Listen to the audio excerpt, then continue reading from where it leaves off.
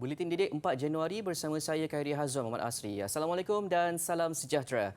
Tiada peningkatan harga bagi kelengkapan persekolahan. Hasil tinjauan di sekitar Lembah Kelang juga mendapati tidak ramai ibu bapa keluar membeli kelengkapan sekolah yang akan bermula pada 10 Januari nanti. Ikuti tinjauan yang dilakukan Mas Zarif Zafri Aziz Desa. Tinjauan dimulakan di Bangi Selangor siang tadi mendapati ada ibu bapa yang keluar seawal 11 pagi mencari kelengkapan untuk anak-anak mereka. Barang-barang keperluan sekolah yang dibeli juga memadai, memandangkan ada sebahagian mereka yang kerugian ekoran bencana banjir yang melanda baru-baru ini. Buat masa ni saya rasa masih okey sebab sebelum ni pun saya memang kita datang beli kat sini lah. So harga dia pun masih mampu milik lah bagi saya.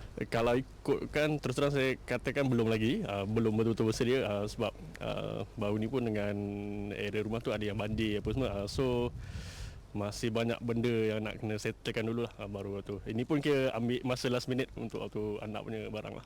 Harga barang tu tak naik sangat lah. Kalau barang pakaian sekolah ni tak apa naik sangat. Tapi yang makanan tu banyak lah naik. Macam sayur, ikan, apa semua ayam kan. Ada tu ada naik lah. Kalau yang ni tak ada sangat lah. Nampak harga ada. Ada juga yang naik tapi kita tak perlu yang naik tu.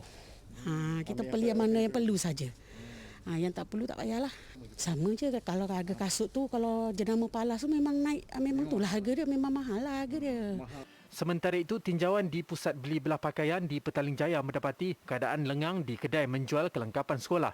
Menurut pembantu kedai, dia menjangkakan kehadiran ramai pembeli pada saat akhir menjelang pembukaan sesi persekolahan nanti.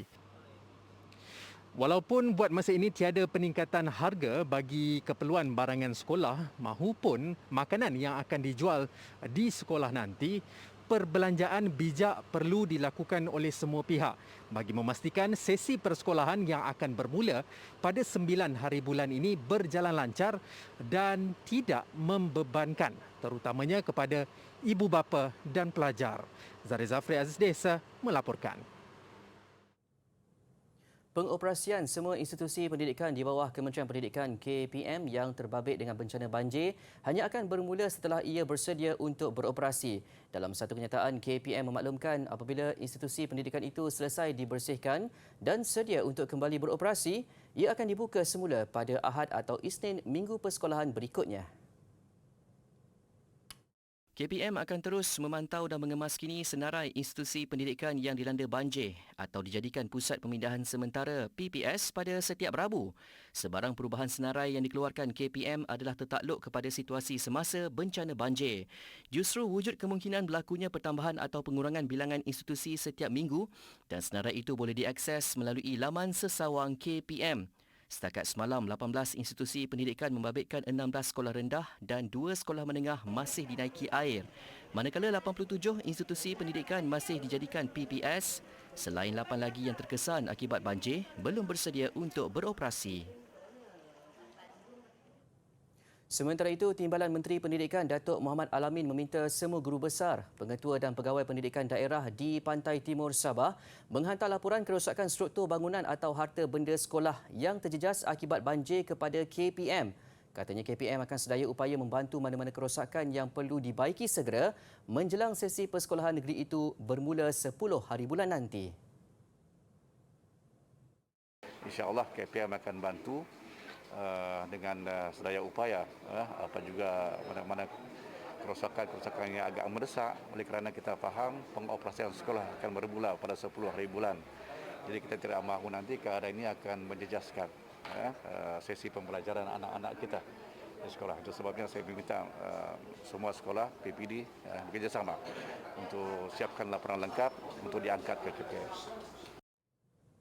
Beliau berkata demikian selepas sesi taklimat banjir di Pejabat Pendidikan Daerah Tongot Telupit. Laporan tersebut akan menentukan sama ada sesi persekolahan akan diteruskan atau tidak bagi sekolah yang terjejas banjir terutama yang dijadikan PPS. Di daerah Telupit, 3 sekolah terjejas banjir, manakala sebuah sekolah rendah dijadikan pusat pemindahan sementara. Perdana Menteri Datuk Seri Ismail Sabri Yaakob menegaskan bayaran wang ihsan kepada semua mangsa banjir di seluruh negara perlu diserahkan sebelum mereka pulang ke rumah masing-masing. Setakat ini 5 negeri iaitu Kelantan, Wilayah Persekutuan Kuala Lumpur, Melaka, Terengganu dan Perak mencapai 100% pembayaran bantuan wang ihsan kepada ketua isi rumah yang terkesan banjir. Wang ihsan ini mesti disalurkan segera, diserahkan kepada mangsa dengan segera. Dan kalau boleh sebelum balik ke rumah masing-masing. Kita jangka sebelum balik mangsa-mangsa lain di PPS lain juga akan dibayar RM1,500. Ini adalah wang ihsan. Yang lain seperti saya katakan, kita ada insentif ataupun sumbangan-sumbangan lain. Beliau ditemui selepas melawat PPS Balai Raya Kampung Tandong Segamat. Terdahulu Perdana Menteri yang menghabiskan masa lebih sejam di PPS berkenaan turut diberi taklimat oleh Jabatan Pengairan dan Saliran JPS daerah. Beliau juga menyampaikan wang ihsan kepada 26 ketua keluarga di PPS ini. Ia membabitkan RM1,500 yang mana RM1,000 adalah sumbangan kerajaan persekutuan manakala RM500 daripada kerajaan negeri.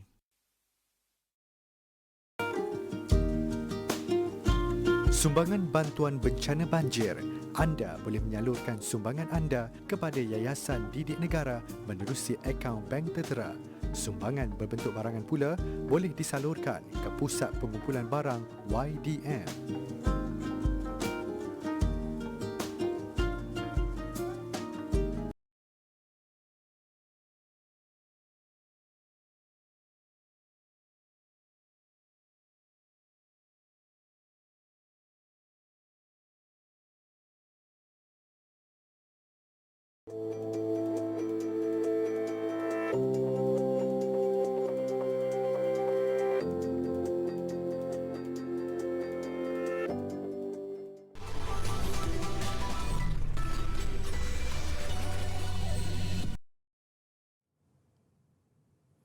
Kembali bersama Buletin Didik. Kita teruskan lagi dengan laporan mengenai situasi banjir. Johor masih mencatat jumlah mangsa tertinggi berbanding 6 negeri lain. Setakat jam 6 petang tadi, sebanyak 81 PPS dibuka di Johor menempatkan 5,343 mangsa daripada 1,399 keluarga. Menurut portal info bencana Jabatan Kebajikan Masyarakat JKM, daerah Segamat paling terjejas dengan jumlah PPS meningkat lebih 50. PPS di Dewan Serbaguna Kampung Logah Segamat menempatkan mangsa banjir paling ramai iaitu 519 orang.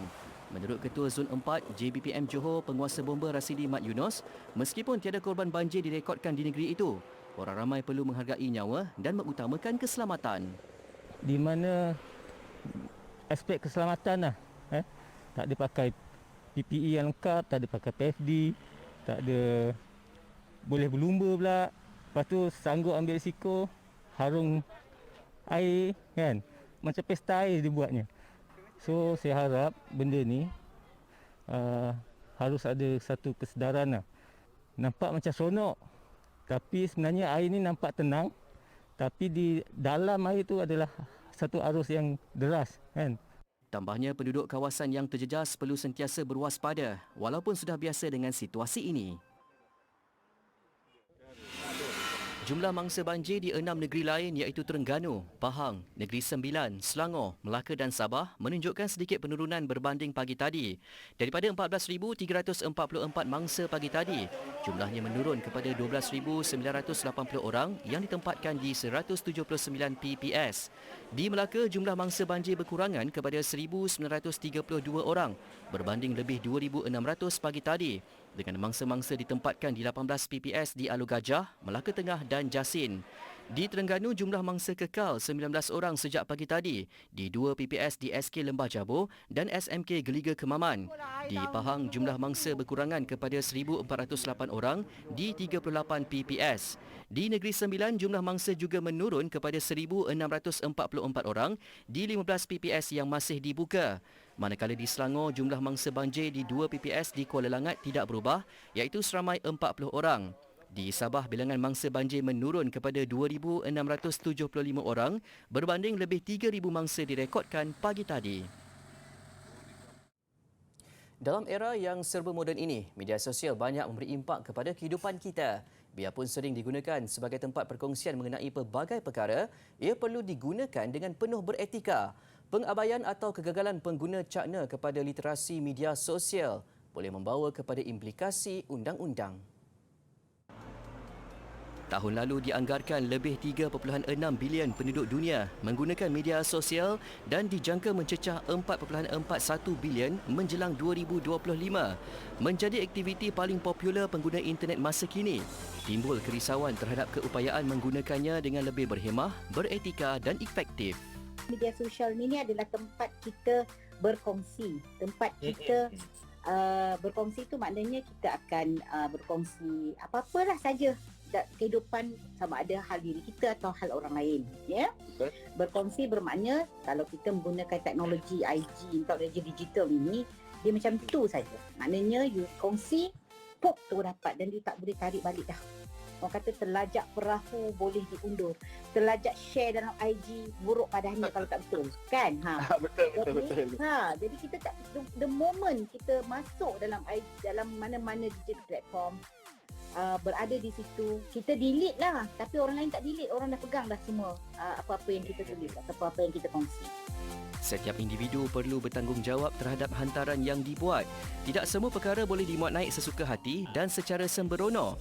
Sebagai pengguna media sosial yang bijak, kita wajar berkongsi perkara yang benar serta menjauhi fitnah. Janganlah bercakap benda-benda yang boleh menghina orang lain. Yang boleh menghina, mengutuk, itu biasalah saya tengok. Saya ni suka tengok pokok-pokok. Dalam grup-grup pokok-pokok kat IG ke, dekat Facebook kan. Kadang-kadang grup yang kita pergi tu grup pokok lah, grup masak lah, grup apa. Tapi ada je orang yang menyelip benda-benda yang menyakiti hati orang lain. Yang itu janganlah, ya. Kadang-kadang admin dah tulis dah, jangan buat tulis benda-benda yang menyakiti, tapi masih lagi juga jangan menghina orang lain, ya. Sebab menghina orang lain juga menyakiti hati orang dan akan memberi kesan yang seterusnya. Ramai yang tidak sedar, penggunaan media sosial yang tidak beretika boleh dikenakan tindakan undang-undang.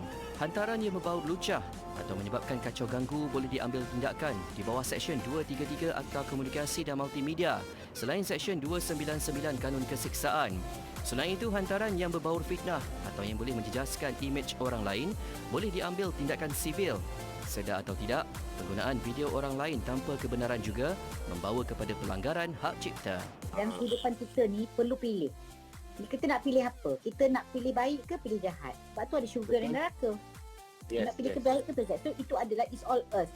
Walaupun kadang-kadang kita dididik pada perkara yang mungkin tidak dididik, tidak dipesan oleh mak bapak. Tak semua mak bapak ni rajin berpesan, ya.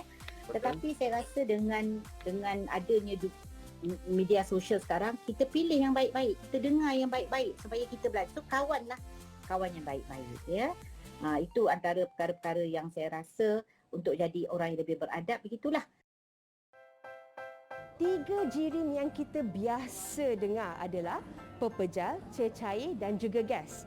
Jadi sebenarnya gas boleh dibahagikan kepada 2 lagi, iaitu gas yang dipanaskan dan gas yang disejukkan. Yang disejukkan kita panggil dia sebagai Einstein-Bose condensate, dan satu lagi gas yang dipanaskan kita namakan dia sebagai plasma. Jadi hari ini kita nak tunjuk plasma. Okey, so kalau kita tengok di sini, plasma tu akan melalui tangan saya. Plasma adalah gas yang dipanaskan. Selain daripada itu, dia mempunyai elektron-elektron yang terlepas daripada molekulnya. Kalau elektron terlepas, kenapa? Jadi kita nak tengok eksperimen ni. Okey, jadi bila saya letakkan lampu Kalimantan di tiub plasma, lihat bagaimana elektron melalui tiub ini dan menyalakan lampu. Jadi kalau kita asingkan, dah tak menyala lagi. Dan kita kembali ke sini, lihat bagaimana lampu Kalimantan boleh menyala. Dan satu lagi, mesti tahu manusia yang terdiri daripada 70% air adalah konduktor yang bagus.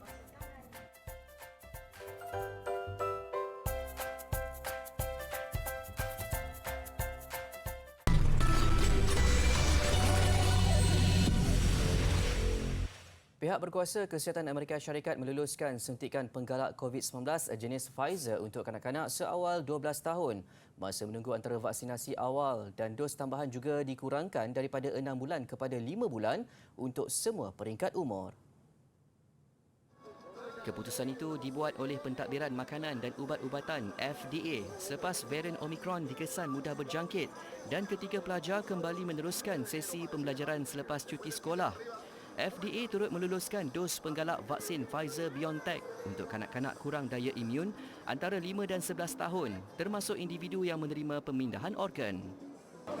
I want to get vaccinated because it's way better and less chances of getting COVID. And I really don't want to get COVID, so I'm really happy that I'm getting it. It's not the very same to receive the remote school lessons. That is not helping anyone. So the more they get vaccinated, they will continue their school lessons as usual, and that's the best for everyone. Bagaimanapun, Pusat Kawalan dan Pencegahan Penyakit AS masih perlu memberikan kelulusan terakhirnya dan keputusan itu dijangka diperolehi dalam beberapa hari akan datang. Amerika Syarikat kini mencatatkan purata kira-kira 400,000 kes COVID-19 baru setiap hari. Rekod tertinggi sejak wabak itu bermula 2 tahun lalu menurut data yang dikumpul oleh Universiti Johns Hopkins. Kemasukan ke hospital juga meningkat namun kekal di bawah paras tertinggi yang dicatatkan setahun lalu. Di Kanada, semua sekolah di Ontario, wilayah paling padat ditutup bermula semalam susulan kebimbangan penularan jangkitan COVID-19 dicetuskan varian Omicron. Pengumuman dibuat Ketua Menterinya Doug Ford yang mendakwa wilayah itu seakan dilanda tsunami varian baru COVID-19. Walaupun tindakan itu mendapat bantahan daripada sebilangan ibu bapa, namun ia merupakan langkah terbaik. Sekatan baharu yang menyeluruh itu menyaksikan sekolah ditutup kepada pembelajaran secara bersemuka sehingga 17 Januari depan. Selain itu, gimnasium dan pawagam turut ditutup, manakala dine-in di restoran tidak dibenarkan. Sekatan termasuk mengurangkan had perhimpunan kepada 5 orang di dalam dan luar rumah. Dalam pada itu, India turut memulakan program vaksinasi COVID-19 bagi kanak-kanak berusia 15 hingga 18 tahun bagi mencegah risiko peningkatan jangkitan akibat varian Omicron. Pihak berkuasa menyasarkan untuk memberikan dos pertama kepada 3.6 juta remaja minggu ini. Bagi tujuan itu, pusat vaksinasi di sekolah swasta dan awam akan ditingkatkan 2 kali ganda. Susulan pihak berkuasa sekolah diarah melaporkan data vaksin harian kepada pihak berkuasa negeri. Sebanyak 37,379 kes baharu COVID-19 dilaporkan dalam tempoh 24 jam lalu dengan 124 lagi kematian. Manakala jumlah kes membabitkan varian Omicron mencecah 1,892 kes. Minggu lalu, Kementerian Kesihatan mengesahkan kerajaan hanya akan memberikan remaja vaksin Covaxin Bharat Biotech kerana ia satu-satunya vaksin dengan penyenaraian penggunaan kecemasan untuk kumpulan usia 15 hingga 18 tahun. Golongan dewasa di India memperoleh Covaxin iaitu vaksin AstraZeneca di bawah jenama Covishield dan Sputnik V.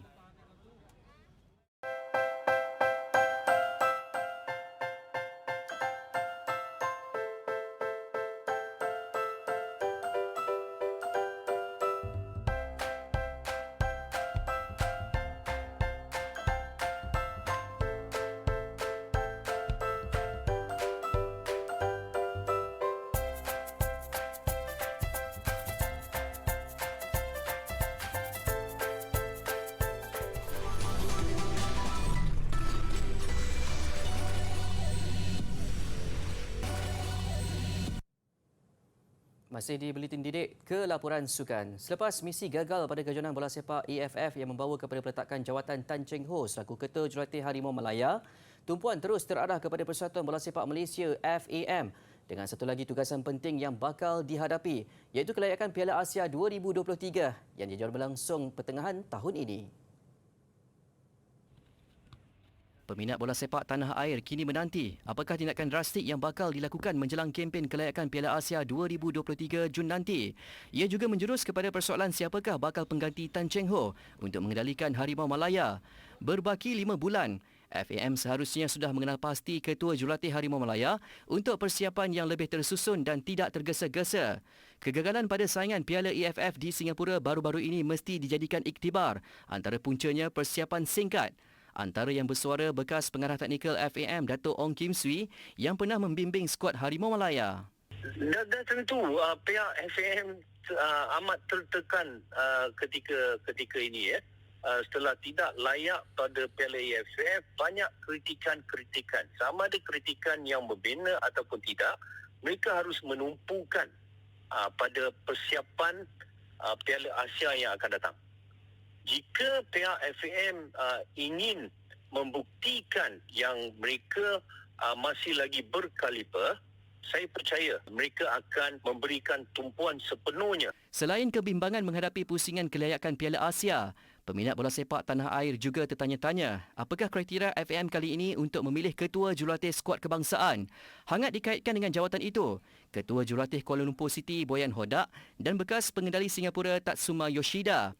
Siapa juga pilihan FAM, mereka harus bijak menilai untuk memastikan pengendali baru mampu meningkatkan prestasi dan martabat Harimau Malaya.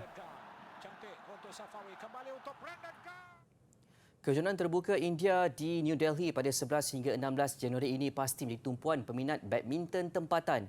Ia apabila beregu campuran kebangsaan yang baru digandingkan Chan Peng Soon dan Valerie Seo bakal membuat penampilan pertama mereka. Menurut Chan Peng Soon, dia tidak menetapkan sebarang sasaran pada kejohanan sulungnya bersama Valerie. Bagaimanapun Peng Soon yang berbeza umur 14 tahun dengan Valerie, nekat mereka akan berusaha sebaik mungkin. Peng Soon mengakui Valerie pemain yang sangat laju tetapi masih banyak kemahiran beregu campuran yang mesti dipelajari. Valerie 19 tahun sebelum ini bergandingan bersama Lau Yiyuan dalam acara beregu wanita. Fokusnya kini mencari keserasian secepat mungkin bersama Peng Soon. Pada 10 Disember lalu, Valerie dipilih sebagai gandingan baru Peng Soon selepas pemain senior itu mengumumkan berpisah dengan Goh Liu Ying. Peng Soon dan Liu Ying bergandingan selama 13 tahun dengan pencapaian tertinggi mereka meraih pingat perak Sukan Olimpik Rio 2016. Dalam perkembangan lain, bekas juara remaja dunia Goh Jin-wei mengakui akan terus beraksi sebagai pemain persendirian buat masa ini walaupun telah menerima tawaran untuk kembali ke pangkuan BAM.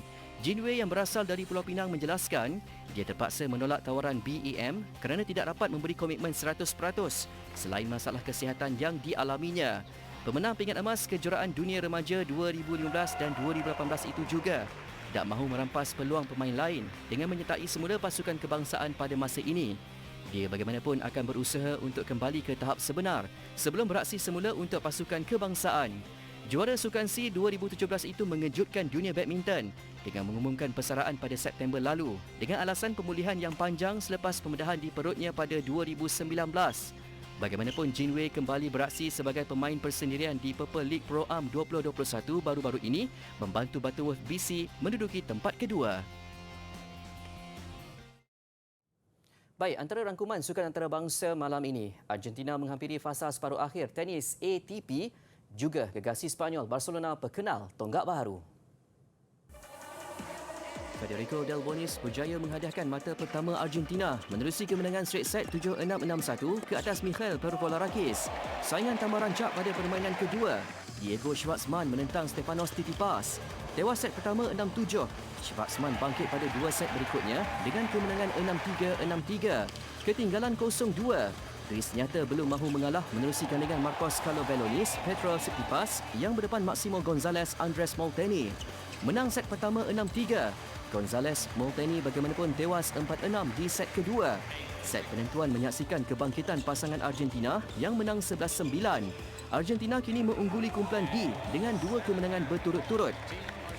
Sementara itu, Chile catat kemenangan pertama dalam aksi kumpulan A selepas bangkit menewaskan Serbia 2-1.